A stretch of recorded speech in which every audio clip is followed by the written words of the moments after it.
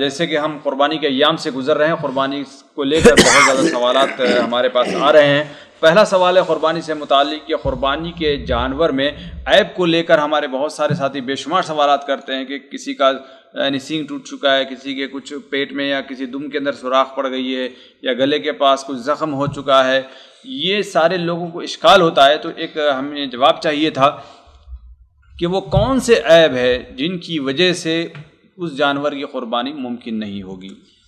دیکھیے، اولاً تو انسان کو ایسے ہی جانور کا انتخاب کرنا چاہیے جو ہر قسم کی عیوب، چھوٹے بڑے عیوب سے پاک ہو، خوبصورت ہو اور تندرست ہو۔ ایسے ہی جانور کی قربانی کرنی چاہیے۔ ان اللہ طیب لا يقبل الا الطیب، یہ چیز تو ہمیشہ ذہن میں رہنی چاہیے۔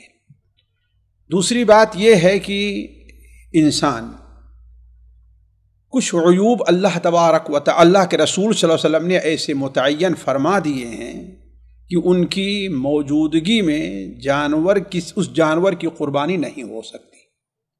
جیسا کہ حضرت برا ابن عازب کی حدیث سنن کے اندر موجود ہے کہ آپ صلی اللہ علیہ وسلم جب پوچھا گیا تو آپ نے انگلیوں سے اشارہ فرمایا۔ راوی حضرت برا اشارہ کرتے ہیں، کہتے ہیں میری یہ انگلیاں آپ کی انگلیاں ہم سے بڑی تھیں، ہے نا؟ آپ نے فرمایا کہ 4 قسم کے عیب ایسے ہیں جو قربانی میں نہیں چل سکتے۔ ایسا کانا جس کا کانا پن بالکل ظاہر ہو، ایسا لنگڑا جس کا لنگڑا پن بالکل ظاہر ہو، ایسا مریض جس کا مرض بالکل ظاہر ہو، اور ایسا کمزور جس کی ہڈی کے اندر گوشت بھی وہ گودا بھی نہ رہ گیا ہو۔ یہ 4 عیب اللہ کے رسول متعین فرمائے ہیں۔ تو علماء کہتے ہیں ان سے زیادہ جو عیب ہوں گے انہی پر قیاس کیے جائیں گے۔ جب یہ جائز نہیں ہے تو ان سے، مثال کے طور پر اگر لنگڑا جس کا لنگڑا پن ظاہر ہو، جس کی ایک ٹانگ ہی نہ ہو، تو اس سے بڑا عیب اس کی بدرجہ اولا نہیں جائز ہوگی۔ آپ نے کانے کے کہا جو کیا ہو، نابینا ہو۔ کانا کس کا؟ کانا ایک کان جس کی، ایک آنکھ جس کی خراب ہے، وہ کانا ہے نا، اور دونوں آنکھیں وہ کیا ہے، اندھا ہے، تو بالکل اندھا ہو۔ تو جو عیوب اس سے زیادہ ایسے ہیں یا اس سے زیادہ ہیں ان کی قربانی جائز نہیں ہے۔ اسی لیے جب تابعین نے حضرت برا سے یہ حدیث سنی تو انہوں نے کہا کہ لیکن یہ عیب مجھ کو پسند نہیں ہے۔ کہا اس کو اپنے پاس رکھو، اس کو تم اپنے پاس رکھو، لیکن لوگوں کی عبادت کو، لوگوں کی قربانی کو خراب نہ کرو۔ تو اس کا مطلب ہے کہ اس سے کم عیب ہے نا۔ یہ تو جواز کا معاملہ ہے، لیکن استحسان کا معاملہ، استحباب یہ ہے کہ ہر قسم کا عیب کسی بھی اس میں نہیں ہونا چاہیے۔ جیسا کہ حضرت علی رضی اللہ عنہ کی روایت جو سنن ابو داؤد وغیرہ، سنن نسائی وغیرہ میں ہے کہ اور متعدد طرق سے وہ صحیح ثابت ہوتی کہ اللہ کے رسول صلی اللہ علیہ وسلم ہمیں حکم دیا کہ ہم آنکھ اور کان کو اچھی طریقے سے دیکھ لیں۔ تو گویا علماء کہتے ہیں کہ اگر ایسے عیب ہیں، کان کٹا ہوا ہے، کان میں سوراخ ہے، یعنی جسے عیب سمجھا جاتا ہے، بہت سے عیب ہوتے اسے عیب نہیں سمجھا جاتا۔ اب مثال کے طور پر ایک جانور ہے، اس کے کان میں تھوڑا سا سوراخ ہے، اسے کوئی عیب نہیں سمجھتا ہے کہ نہیں ہے۔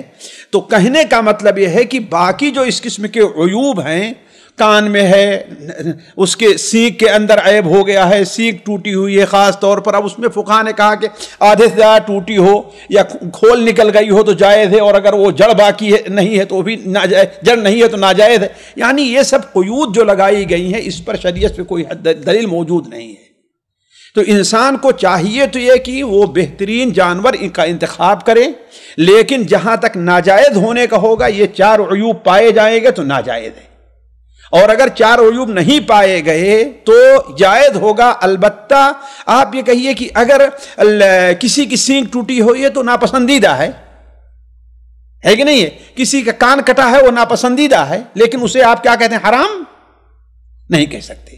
جی، کٹا ہوا دم کٹی ہے، دیکھیں دم 2 قسم کی ہے، ایک دم وہ ہے جو عام جانوروں کی ہے، اور ایک دم جو چھترا ہوا کرتا ہے جس کے وہ اس کی ایک اہمیت ہے، جو پیچھے رہتا نہیں، اس کی ایک اپنی اہمیت ہے، وہ چربی جس میں رہا کہتی ہے، اور اس کی ایک قیمت ہے۔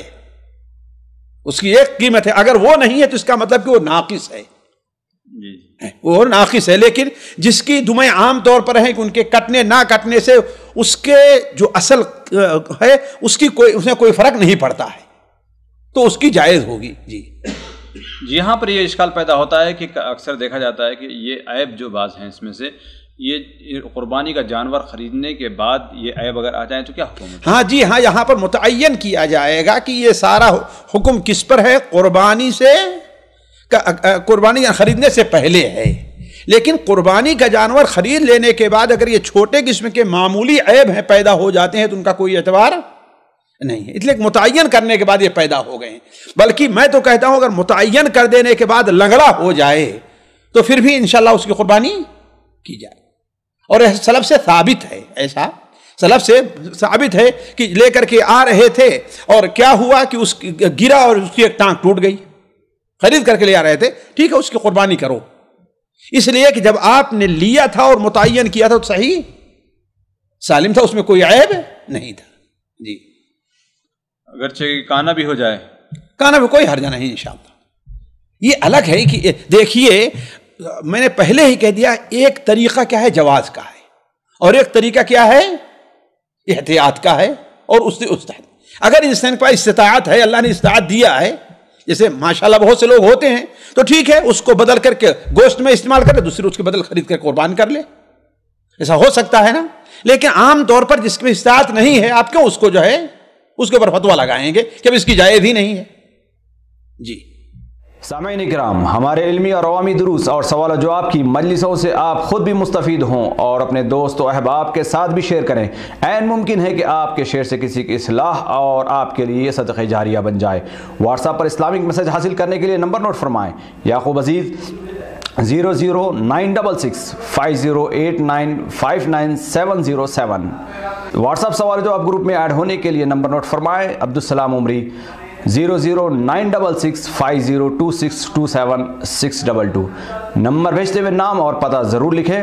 اسی طرح ہمارے یوٹیوب چینل اسلامی دعویٰ کو ضرور سبسکرائب کریں تاکہ ہماری ہر نئی اور اہم ویڈیو کی اطلاع آپ کو فوری حاصل ہو جائے. تمام دروس, مقالات اور سوال و جواب سیریز کے لیے ہماری مشہور ویب سائٹ www.islamidawah.com کا مشاہدہ کرتے رہیں. السلام علیکم ورحمۃ اللہ وبرکاتہ.